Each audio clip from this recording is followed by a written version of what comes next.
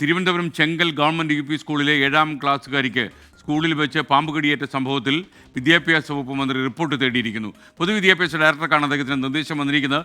MG Pratheesh വിവരങ്ങളുമായി തിരുവനന്തപുരത്ത് നിന്ന് തത്സമയം ചേരുകയാണ്. പ്രതീഷ്, എന്തൊക്കെയാണ് വിശദാംശങ്ങൾ?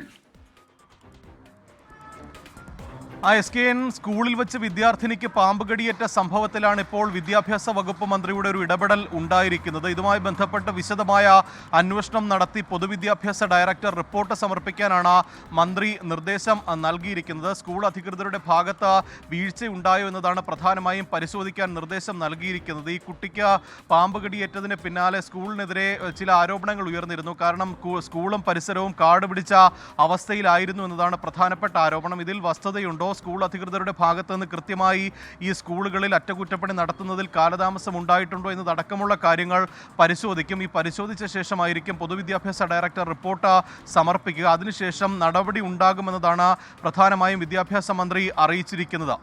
SKN. Thank you MG Pratheesh.